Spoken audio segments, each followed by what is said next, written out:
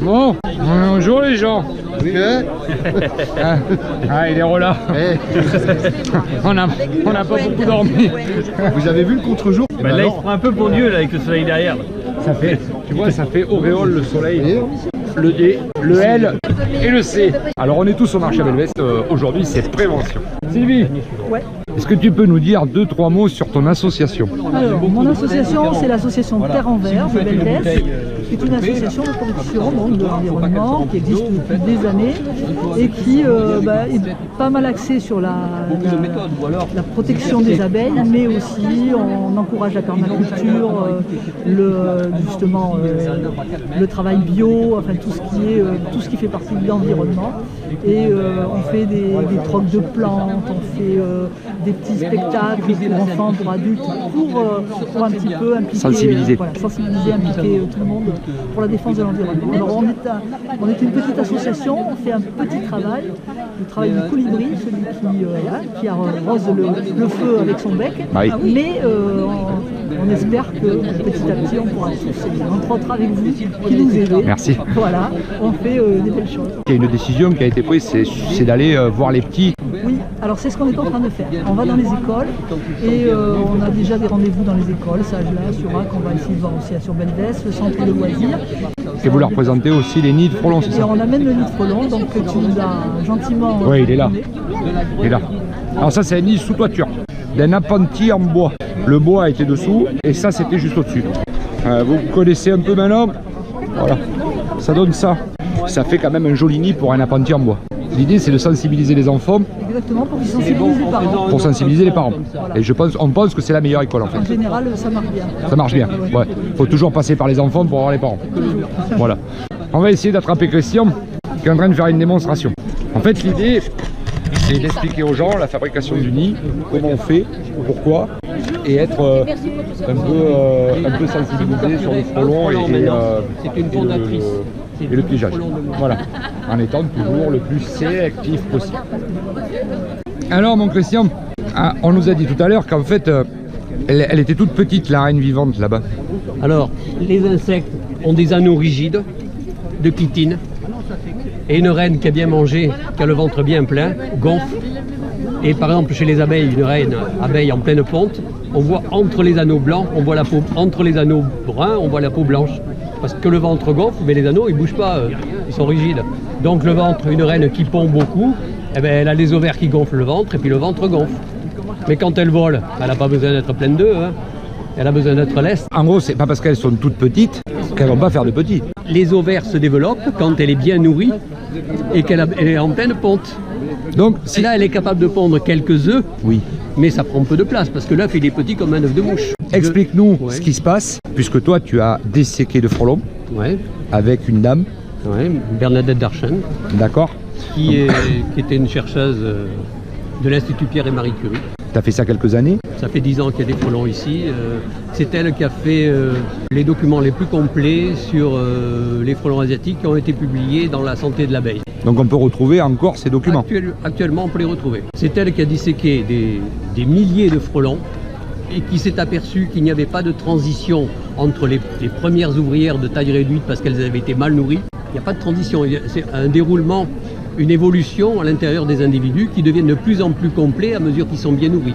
Les premières ouvrières ont une ébauche d'ovaires et pas de poche pour garder les spermatozoïdes. Et les ouvrières, quand elles atteignent 28 mm, sont complètes. Si elles ne deviennent pas reines au cours du premier été, c'est parce qu'elles sont liées hormonalement à la reine. D'accord, donc c'est les phéromones de la reine qui les empêchent d'être reines. De devenir reines. D'accord. Si on tue la reine ou si la reine vient à mourir par accident, ces ouvrières sont libérées, elles peuvent devenir elles-mêmes des pondeuses. Oui. Et c'est ce qui se passe quand on tire. On vous dit de ne pas tirer un coup de fusil dans un nid de frelons, parce que si on tue la reine, ça fait 5 ou 6 nids autour. Parce que les ouvrières qui sont en état de devenir des reines essaient de devenir des reines et font 5 ou 6 nids. Elles se regroupent parce que ce sont des insectes sociaux, donc ils cherchent le contact. Mais ça peut faire, en général, ça fait plusieurs nids. C'est un peu comme la guêpe, quoi. Ah, mais elles sont... Biologiquement, ce sont des guêpes. Les frelons sont des guêpes. Des guêpes de grande taille. Elles sont classées... Bon, le frelon s'appelle Vespa velutina. Oui. Mais la petite guêpe commune, c'est Vespa germanica. C'est la même souche. C'est la même genre. En gros, c'est comme les voitures. C'est la même marque, mais c'est pas le même modèle. Voilà, c'est ça, c'est ouais, d'accord. Ah, ça c'est pour que tout le monde comprenne. Non, mais d'accord. Voilà. Donc, si on détruit mal un nid, Les ouvrières Qu'est-ce qui de se passe? grande taille oui, sont capables de fonder tout de suite, si elles ont perdu leur mère, une nouvelle colonie. Elles sont équipées pour être fécondées. Elles ont une spermathèque qui est capable de recueillir le sperme des mâles. Et des mâles, il en est dès le départ. oui. Parce que dans les nids, dès le départ, dans les 10 premiers individus, il y a souvent un mâle. Donc les reines sont capables, si elles ont été fécondées en début de leur vie, de devenir elles-mêmes, les grosses ouvrières sont capables de devenir des reines. Les primaires, une dizaine d'ouvrières. Ensuite, celui-là, il est dans n'importe quelle cavité, à l'abri, sous un auvent, Dans une derrière des botte. contrevents, un Dans nichoir une- d'oiseaux. Dans une botte. À l'abri. Ensuite, quand il y a une dizaine d'ouvrières, il va dans un endroit bien exposé au soleil, à l'abri des courants d'air. Il s'installe souvent dans un buisson au-dessus d'un mètre, parce qu'il y a des courants d'air au ras du sol jusqu'à 40 cm. Quand le nid s'est établi, développé dans le buisson. Par contre, souvent, s'il y a déjà des ouvrières en état de devenir des reines, elles peuvent rester dans le nid. Ah oui, oui, ben elle reste hein, de toute façon. Mais parce moi que j'en ai j'en- trouvé souvent des nids secondaires, très tôt même. Hein. Ouais, ouais. Dans un mois, là, on va en trouver dans les... Ah bah ça y est, moi j'en ai déjà trouvé moi. Des nids secondaires? Ouais, des nids, des nids Occupés? actifs, ouais. Dans des bottes, dans une botte. Donc, ce qui se passe souvent, c'est que s'il y a le nid secondaire en même temps que le nid tertiaire, quand on s'attaque au nid tertiaire, c'est la même famille. Hein. Ouais, Les gens, ils vous disent, du Muséum d'histoire naturelle, ils vous disent, à tort, que les frelons, ils se battent entre eux. Eh bien, c'est pas vrai, vous les enfermez entre eux, ils se voient voler, ils s'agrippent, au contact, ils se reconnaissent. Génétiquement, il y aurait 2 femelles qui seraient arrivées en France, 2 femelles. Génétiquement, ils sont tous semblables, ils se reconnaissent génétiquement. Il faut bouger quelque chose, ils la grippent, mais vous les mettez ensemble dans un garde-à-manger, et bien 1 heure après, ils sont ensemble à l'abreuvoir. Hein. Ils ne se sont pas battus, ils ne se sont pas tués. non, c'est C'est clair. pas vrai, ils se tuent pas entre eux. Mais ils sont génétiquement proches. Entre eux, ils se battent, ils se voient voler, ils s'accrochent, on se reconnaît. C'est le mouvement. Donc, en gros, là vous faites quoi? Nous, on présente des pièges simples pour capturer des fondatrices en cette saison, parce qu'une fondatrice maintenant, ce sont des milliers de frelons en moins cet été. Voilà notre but. Alors, maintenant, on présente différents types de pièges, aussi simples que possible, même s'ils ne sont pas toujours spécifiques, pour que les gens, de manière simple, capturent le maximum Et économique. de fondatrices en ce moment. Une fondatrice enlevée, des milliers de frelons de moins cet été. Ah, ça c'est clair. C'est ça une fondatrice. Oui, celles qui ont passé l'hiver, elles ont été capturées maintenant. Voilà. Et donc en ce moment, on peut commencer à en voir. Ah mais vous avez intérêt à piéger maintenant. Parce que maintenant, ce sont que des fondatrices. Venir derrière manger les larves, il ne va pas s'empoisonner. Le hérisson qui va Et la manger... poudre qui reste dedans, c'est 65% de quartz et 2% de talc. Ça veut dire Le quartz, c'est du sable. Ok, donc C'est la partie brillante du sable, c'est que du minéral. Ça retourne à la terre. Voilà. Il n'y a pas plus bon. Qui en plus a une action mécanique dans le nid. Voilà. Une action mécanique, c'est-à-dire quand les frelons arrivent dessus, ils se frottent, Ouais. ça les blesse. Et du coup, C'est ça abrasif. permet, c'est abrasif, voilà. Oui, C'est ça. d'accord, mais C'est de la chimie on est capable de naturelle. faire chimiquement des produits identiques à ceux de la nature. Tandis que il y a eu un dérivé du pyrètre, la permétrine, qui est très polluante, par exemple dans l'eau, qui tue tous les animaux. Et dans 10 ans, on aura le même problème qu'avec les produits phyto, c'est que dans les stations de pompage, on trouvera des traces de permétrine. Donc arrêtons d'être idiots, et comme on a les produits, Voilà, c'est un vaste programme. c'est le programme de GF. C'est parce que le pyrètre, ça coûte plus cher que l'insecticide. Mais vous la comprenez pyrètre, les C'est la labos qui le logique produisent, économique. c'est dans ce but-là uniquement. De quoi? Il y a une autre utilisation De... pour le pyrètre. Non, le pyrètre... C'est juste pour ça. Non, non, C'est ça... un insecticide naturel. c'est un insecticide d'accord, naturel. La différence, c'est le prix, vous comprenez? Le On pyrètre, on va multiplie vous le vendre le plus cher que pardon. l'insecticide. Que l'insecticide serait Le maintenant. trois même. C'est bon, économiquement, ça met tout le monde à plat. Ok, et selon vous, aujourd'hui, c'est le pire problème des abeilles? Des Et on est problèmes. quotidien. C'est ça, je voulais en venir, ouais. C'est Parce que un moi, des je suis problèmes. abonné chez Polynis. Ouais. Et Alors moi je vais vous dire, hein, une reine abeille autrefois, elle vivait 6 à 8 ans. Actuellement, il faut les changer tous les 2 ans. Et mort subite à n'importe quel moment de l'année, il faut savoir que les néonicotinoïdes s'accumulent dans les graisses. Le miel est pur parce que l'abeille fait filtre. Mais ça s'accumule dans les graisses. Donc quand elles ont leur dose, ça les perturbe dans leur comportement. Moi l'année dernière, j'ai élevé 20 reines. Sur mes 20 reines, j'en ai gardé 6. Quelques-unes sont nées anormales, peut-être parasitées par des virus ou affaiblies. La plus grande partie se sont perdues au vol de fécondation, elles ne sont pas revenues à la ruchette, perturbées. ça n'arrivait pas avant. Le système nerveux, Ça arrivait pas tout avant, leur ça. mécanisme. Sur les autres, il y en a une qui avait une ponte de vieille reine, c'est-à-dire qu'elle ne fécondait pas tous les œufs. Il faut savoir que Gilles Fer, un gros éleveur d'abeilles dans le sud-ouest, il a fait faire des analyses des spermatozoïdes des abeilles. 30% des spermatozoïdes ont le flagelle inactif. Les spermatozoïdes, c'est une cellule avec une queue qui lui permet de se déplacer pour aller féconder. Flagelle inactif, ça féconde pas. Voilà, on ne dit pas qu'ils sont morts. Hein. Voilà. Il faut savoir que chez l'homme français actuel, c'est entre 10 et 12% des spermatozoïdes qui sont inactifs. Ouais, moi c'est 5. Et qu'à 20%, on est obligé d'avoir recours à la fécondation. C'était une moyenne. Ça va rester. Pas en cause, monsieur. C'est mort, c'est pas beaucoup pour ça. Non, non, mais moi je connais des dames qui m'ont dit dès que mon mari me pose la ceinture, je suis enceinte. Alors il y en a encore plus. Voilà. Non, mais à 20% actuellement de spermatozoïdes inactifs chez l'homme, il faut avoir recours à la fécondation artificielle. 20%. On est entre 10 et 12. 30% chez les abeilles. Donc actuellement, normalement les abeilles essaiment à partir de... Naturellement, elles sont quasiment plus capables de se reproduire. Et donc le piège là, en difficulté. vite fait, on met de la bière ou du vin, c'est ça? De l'alcool et du sirop de fruits rouges. Grenadine. De l'alcool, mais quoi? Bière ou vin blanc. Le mieux c'est quoi? C'est très bien tous les deux, c'est pas si répulsif pour les abeilles. Parce que dans la bière, il y a moins d'alcool. C'est parce que quand les frelons vont venir, les hormones des frelons déjà vont repousser les abeilles, mais déjà l'alcool n'attire pas les abeilles spontanément. Voilà. Et la bière coûte moins cher que le vin blanc. Ça dépend peut-être de la qualité du vin blanc. Ou la qualité de la bière. Ou la qualité de la bière. Je suis sûr de n'attirer que des frelons asiatiques. Il y aura des mouches qui vont rentrer. C'est ça le problème. Des mouches, des papillons de nuit. Il faut savoir si c'est le fait que déjà des frelons sont venus, ils ont des substances de marquage. Donc par exemple, quand vous avez beaucoup de frelons quelque part, vous laissez la bouteille ouverte, les frelons font des allers-retours, ils peuvent revenir à la colonie, il y a de la nourriture là. On y retourne. Et quand ils font l'aller-retour, en 1 heure, la bouteille est pleine. Vous en pensez quoi de ce qui se passe à Belvès là? Ah non, mais ça, des initiatives comme ça, moi je... On est... Allez-y les gars. On est très... Hier, on déjeunait en terrasse à Montpazier, et moi j'ai cru en voir un. Ouais, je l'ai pas vu. C'est possible. J'ai cru en voir un, j'ai dit, c'est ça, c'est ça. Et elle l'a pas lu, Céline, donc elle a pas pu le voir, mais ça ressemblait à ce spécimen. Donc ils sont là, quoi. C'est la première étape, quoi. Sensibiliser les gens, c'est la première étape, de toute façon. Il faut. Ce genre d'initiative-là, ça fait diffuser l'information. Ça existe, quoi, moi je savais pas. Oui, oui, on existe. Ouais. Voilà.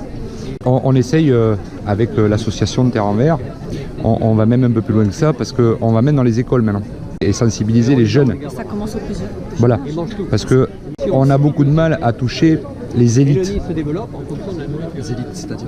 Et Nos élus. Mais Nos non, élus. parce qu'ils ont déjà Mais leur en fait, idée préconçue. tout le monde envoie son gamin à l'école. Alors, ils ne sont pas réhabitués. Donc forcément, Souvent, les enfants vont parler avec les rééduquent les parents. voilà. Nous, on est parti sur cette méthodologie-là. Même que attraper les Comme ça, on est sûr de toucher le député, le maire, le préfet. On est tout petit, c'est une toute petite assos qui se lance là-dedans. Mais c'est avec des gouttes d'eau qu'on fait des grandes rivières. Mais Et ça vous fait faites parler des actions, hormis des actions de com, vous faites des actions, ouais, on va faire des pièges. Alors oui, il y a des vidéos qui sont faites sur le net, comme celle-là, qui va être produite sur la chaîne, qui aident les gens, comme là, avec Christian, à expliquer les nids. Il y a des personnes qui sont impliquées dans la lutte, des petites associations comme Terre en Vert à Belvès, qui sont impliquées dans la lutte contre le frelon, et pas que ça, Il y a des scientifiques qui ont fait des études. et pas forcément que le Muséum d'Histoire Naturelle. La directrice du service des hyménoptères est contre la destruction, mais ce n'est que son avis personnel. Parce qu'elle dit que ça s'équilibre, et que si les frelons se battent entre elles, se battent entre eux, et que si on en enlève, mais ceux qui restent sont plus forts. Ils sont les plus forts et qu'on les aide à s'établir. Bon, c'est son avis. Alors Vespa Crabeau, il avait son utilité. La nuit, quand vous avez des lumières allumées, c'est lui que vous attirez, parce qu'il chasse le papillon de nuit. Et ces papillons de nuit, c'est des papillons qui parasitent les fruits sur vos arbres fruitiers. Ouais, tout ça, c'est beaucoup. Ouais, ça c'est l'équilibre naturel des choses. Mais Bon, alors, bien sûr. l'humain, Mais nous, on se met au milieu, hein, et puis on gêne, on est gêné partout. La mouche qui rentre dans la maison vous gêne. Hein. Mais si elle va dehors, qu'elle est mangée par un oiseau, ça lui fait un repas. Hein. Voilà. Vous êtes quoi exactement? Moi, je suis un amateur qui élève des abeilles depuis l'âge de 11 ans. Donc ça fait plus de 50 ans. un passionné. Mais sinon, je m'intéresse à la nature en général. Oui, en fait, t'es un peu plus que ça quand même, t'es un peu modeste. Je m'intéresse à la nature en général. Oui. Voilà. T'es un grand spécialiste de la fourmi aussi. Non, je Un suis mordu. un amateur également. Un mordu de la fourmi. Voilà. J'appartiens à Antarea qui fait l'inventaire des fourmis de France. Voilà. Mais bon. Il est très humble, ce monsieur. Non, non, mais je connais un peu les plantes aussi. Oui. Je suis capable de me nourrir dans la nature avec les plantes sauvages. Oui. Et vous avez vu l'évolution La dégradation, récente. on l'a constaté. Hein. Vous l'avez Ah, mais vraiment vu. Enfant, les abeilles, les reines abeilles vivaient 6 à 8 ans. Et la colonie diminuait progressivement les 2 dernières années, elle ne faisait plus rien, mais les abeilles élevaient une remplaçante. Et on n'avait que des abeilles noires. J'ai vu arriver Varroa, Jacobiski, le destructeur d'abeilles, voilà. Madame Darchen vient de me téléphoner, elle m'a dit qu'il y a un insecte qui s'attaque au varroa. Et que, bon, il faut que je passe la voir. Madame Darchen, c'est une scientifique qui est à la retraite maintenant et qui travaillait pour l'Institut Pierre et Marie Curie et qui dirigeait la station biologique des ESI encore quelques années dans son activité. Et ben, elle est scientifique qui s'intéresse à ça toute leur vie. Elle a 83 ans, mais elle est encore branchée. Les gens mordus, de Mais toute façon, ils lâchent pas. plus généralement, vous voyez aussi, hein, les oiseaux, etc. Vous voyez ou pas? C'est la chaîne Alors les oiseaux, alimentaire. moi je suis pas spécialiste des oiseaux. Vous avez Vous voyez monsieur qu'il y en a Ribet moins. là. Nous, moi, je le Mais vois, il oui, y a moins de 30% en piaf. moins, 30% en moins. Mais les pare-brises des voitures, vous voyez plus d'insectes sur vos pare-brises. Puis si vous faites de la moto, ben, vous essuyez pas les lunettes. Les insectes, il n'y en a plus. Dans la nature, il y a des néonicotinoïdes. Pour passer en bio, il faut 5 ans sans insecticides. Pour les laboratoires officiels. Mais les laboratoires qui ne sont pas officiels, c'est 20 ans qu'ils ont pour lancer. Ok, ben merci pour cette rencontre. Mais merci à vous. Au plaisir, au plaisir. Merci. Bonne journée. Merci vous aussi. Voilà les gens. Rapprochez-vous des petites associations Des petites associations de protection de la nature. comme Terre Envers à Belvès. Ils travaillent pas mal avec des gens comme nous. Vous allez pouvoir faire une lutte efficace. Et c'est bien de s'impliquer. Et puis ça motive de trouver des amis, des gens qui pensent pareil. Au lieu d'être chacun dans son coin, ben, quand on est à 2 ou 3, ben, déjà ça va mieux. Et puis si on est à 10 à faire quelque chose, on se dit j'ai un impact sur le milieu. C'est ça. Et donc là après j'ai appris que tu allais dans les écoles alors. Ouais, voilà. Ouais. Je fais de la propagande, de la bonne propagande auprès des enfants, au moins en espérant que s'ils ramènent une bouteille chez eux, Oui. les parents ils mettront du sirop dedans pour attirer les frelons. D'accord. Et tu s'ils portes- capturent un frelon, Et ça en fait de moins. ça fait 10 000 frelons de moins pour cet été. Et donc tu emmènes le nid hein, On va dans les amener- écoles. On va amener le nid. Pourquoi tu l'emmènes le nid? Parce que quand les enfants voient quelque chose, ça attire le regard, ça déveille l'intérêt.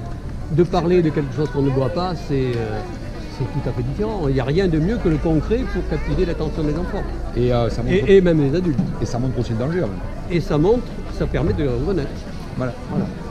Parce Et, que peut-être qu'il y a des gens qui ne savent pas du tout ce que c'est et qui n'ont jamais mis à l'œuvre, qui voient ça mais qui ne se posent pas la question de ce que de c'est. savoir ce que c'est. Voilà, tout à fait. C'est vrai que les gens s'intéressent de moins en moins et sont de moins en moins curieux. Non, mais il y a toutes sortes de gens, il y a toutes sortes de gens, il ne faut pas dire que ça intéresse de moins en moins. Tu as des gens qui auront toujours été curieux et puis c'est quand même éducatif. Oui. C'est éducatif, Et donc- ça dépend comment tu es élevé, voilà. Et donc en touchant les enfants, on touche toutes les gammes de la population. Exactement, et puis c'est l'avenir. Quoi. S'ils ont un avenir, les pauvres, hein, parce qu'avec la planète, on va leur laisser. Voilà, Ah, il va être chaud. ça va être chaud. Hein, voilà. J'espère qu'ils n'auront pas trop chaud. Hein. Ouais. Moi aussi. Bon voilà, Voilà. les gens. Donc vous avez monsieur Christian qui est là. Je suis un particulier, je suis un amateur, et je dis ce que je pense. Mais ce que je pense est fondé, parce que j'observe, je me documente, et je Prouvé. essaie de ne pas être ignorant. Éprouvé, parce que tu as dit c'est que du frelon, tu travailles machin, t'as quand même J'ai un lourd passif de connaissances et de lutte. et de lutte. Voilà. Et d'amour pour les abeilles. Ah surtout. Alors ce monsieur vous le reconnaissez parce que si vous regardez sur toutes nos vidéos, vous l'avez sur la première vidéo de DGF où c'est avec lui qu'on monte récupérer la colonie d'abeilles. Qui était à l'intérieur d'un four, D'un dans la four. double paroi d'un four à ciment. Voilà. Et qui est toujours vivant. Colonie qui est toujours vivante. Ouais. Voilà. Le four devait être démoli, hein, donc on a sorti la colonie pour lui sauver la vie. Voilà. Et en même temps, c'était une grande expérience de, Ah pour moi oui. voilà, une grande connaissance. C'est comme ça hein, qu'on acquit des connaissances en pratiquant. C'est là que j'ai fait ma première connaissance avec le dard d'abeille. Un Parce petit que- rappel hein, parce contre que- le venin d'abeille, on peut leur dire. Ah oui vous pouvez. Voilà, Tu peux, ouais. le venin d'abeille est détruit par la chaleur au-dessus de 40 degrés. Donc vous entendrez dire le venin d'abeille, de guêpe, de frelon, même les piqûres de moustiques, ça réagit. Il suffit de chauffer l'endroit, donc on peut approcher le bout incandescent d'une cigarette, mais ça peut faire peur. Donc une méthode que ma fille a trouvée, c'est d'allumer une bougie et de verser la cire fondue.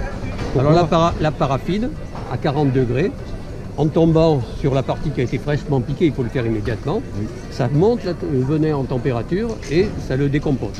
Il devient plus efficace. D'accord. Voilà. Et après, ça fait plus mal. Ça fait plus mal et puis ça évite les réactions du corps. Oui. Voilà, parce D'accord, qu'une personne réellement allergique qui ferait un œdème généralisé, si c'est bien fait dans la minute, échappe à l'allergie. D'accord. Simple et efficace. Et pas dangereux, la cire. Une bougie d'anniversaire. Voilà. Tout le monde en a. Voilà, la cire fond à 60 degrés, la paraffine à 40 degrés. Voilà. Bougie Avec la d'anniversaire, les gars. Voilà. Tout le monde en a. Oui, tout le monde en a. Hein. Ah bah oui. Et surtout dans les écoles. Hein. Ah bah oui. Voilà. Voilà les gens. Monsieur Christian Fouin. Un petit monsieur que j'aime particulièrement et dont je suis très fier qui vous parle. Merci. Mais... Merci Christian. le Merci pour tous minimum. tes conseils. Bon les gens, eh ben nous on a passé une bonne journée. Voilà, ça c'est fait. Donc du frelon, il y en a partout, C'est ça. hein, en Dordogne. Oui. On en a trouvé, on nous en a apporté ce matin. C'est bien, mais frais, hein, Frais. frais. Tout neuf. Un peu gluant, mais frais. Appétissant. Alors comment devenir GF? Surtout n'oubliez pas. Appelez vous pouvez- Étienne. Allez les gens, on vous laisse. La suite au prochain numéro, Soyez sages, ou pas trop. mais pas trop. C'était drôle, C'est c'était bien, vrai. on s'est bien amusé. C'est vrai. Toi aussi, deux Ouais, fois. c'était bien. Tu mets des likes Ouais. hein, sur mes vidéos. Ça marche. Nono, merci vraiment encore, ça c'est vraiment sympa. Donc la maison est open, hein, si vous voulez venir, ben, c'est quand vous voulez. Bon voilà les gens. Petit week-end Sympathique. et sympathique, Ouais. mais Ah ouais. bien. Très sympa. On a passé un très bon week-end. Mm. On remercie Étienne, Caro, Caroline, Gaëtan Nadège et puis les petites et les petites, pour être venus, nous avoir fait un petit coucou. c'est clair, c'était très gentil de votre part. Merci à tous, merci d'être venus. Et puis maintenant, bonne saison à tous. C'est ça, bonne saison. Parce que ça y est, Le téléphone commence à sonner. ça démarre. Ça démarre. Ça va être long. Mais non, J'ai- mais non. Si. C'est moi qui suis dans la compil. Et C'est chaud. bah oui. C'est torride. La combinaison, c'est torride. Hmm. Voilà. Tu vas faire Merci ça à tous. À très bientôt. À très bientôt, oui. Soyez sages. Mais pas trop. Non, pas trop. Ah bah non, sinon c'est pas drôle. Oh bah non. On vous aime tous. Attention, les frelons sont là. C'est Ils clair. sont sortis. Ils sont sortis. Les reines sont là. C'est pondu. Certains endroits, les premières ouvrières sont là. Attention, ça a démarré. Mm. Et que la chasse commence. Et bonne partie. Ciao à tous. Ciao les gens. Ciao, ciao.